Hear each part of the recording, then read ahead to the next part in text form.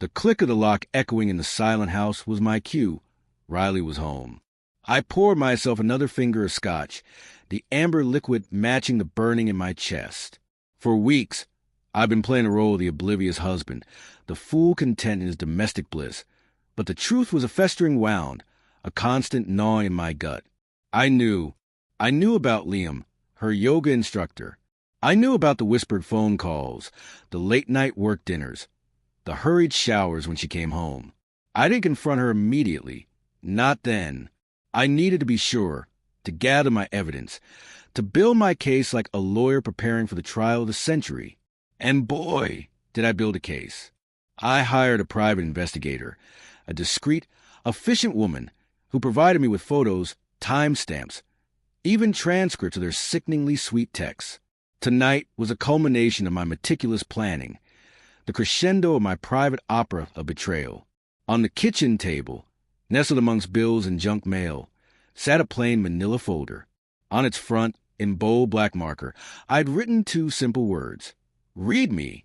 Riley entered, radiating a false cheerfulness that grated on my nerves. "Honey, I'm home," she chirped, the scent of his cologne clinging to her like a second skin. She froze, her eyes landing on the folder. Her forced smile faltered, replaced by a flicker of confusion, then fear. "What's this?" she asked, her voice barely a whisper. "Just something I thought you should see." I replied, my voice calm, deceptively gentle. She snatched the folder, her hands trembling as she opened it. The color drained from her face as she flipped through the pages.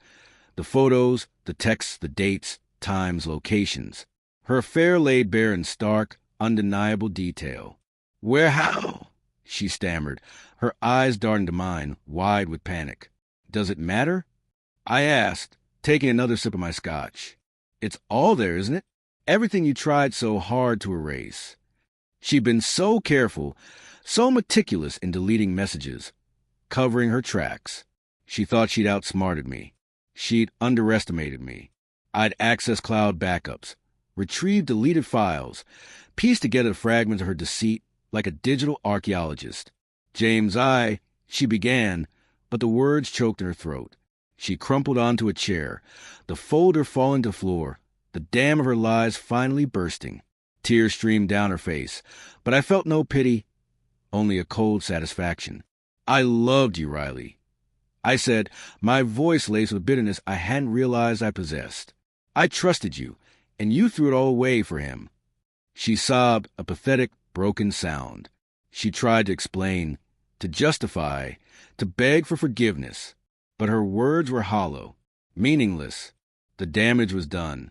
I left her there, amidst the wreckage of her lies, and drove to Liam's apartment. It was a trendy loft in the city, the kind of place a yoga instructor who also happened to be the trust fund baby of a prominent local businessman could afford. I didn't bother knocking. I kicked the door open, the flimsy lock splintering under the force of my rage. Liam was there, shirtless, looking startled, a half-empty bottle of wine on the coffee table. "Who the hell?" he started, but I cut him off. "You know exactly who I am," I snarled, advancing on him, my fists clenched. "I'm Riley's husband. The husband you've been screwing behind my back." He stumbled back, fear finally registering in his eyes. "Look, man, I didn't know." "Don't give me that crap." I roared, grabbing him by the collar and slamming him against the wall. "You knew exactly what you were doing. You knew she was married." I let him go, disgusted. I didn't want to touch him, to be any closer to the man who had defiled my marriage, my life. "It's over," I said, my voice low and menacing. "She's done with you, and if I ever see you near her again, you'll regret it." I left him there, a trembling mess, the remnants of his smug confidence shattered. The next few weeks were a blur of lawyers, paperwork, and the slow, agonizing process of disentangling our lives.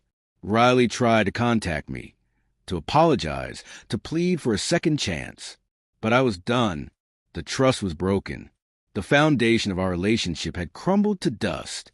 The divorce was finalized quickly, surprisingly amicable given the circumstances.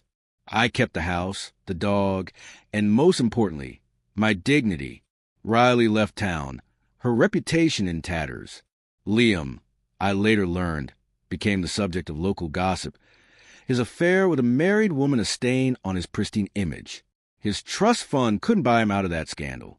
I sold the house, a place filled with too many painful memories, and moved to a small town by the coast. I started a new job, made new friends, and slowly, painstakingly, began to rebuild my life. It wasn't easy. There were days when the pain resurfaced, when the memories of Riley's betrayal clawed at my heart. But I learned to live with it, to accept the past, to move forward. One evening, months after the dust had settled, I was sitting on my porch, watching the sunset paint the sky in hues of orange and purple, when I received a text message. It was from an unknown number. I lost everything. It read, "My job, my friends, my family. You were right. He wasn't worth it." It was Riley. I didn't reply. I deleted the message, and with it, the last vestiges of my anger, my hurt, my lingering connection to her. I closed my eyes, breathed in the salty air, and finally, truly let go. The sunset that night felt like a new beginning, the promise of a future free from the shadows of the past. My revenge wasn't just about exposing her lies. It was about reclaiming my life, my happiness, and in the end, that was the most satisfying victory of all.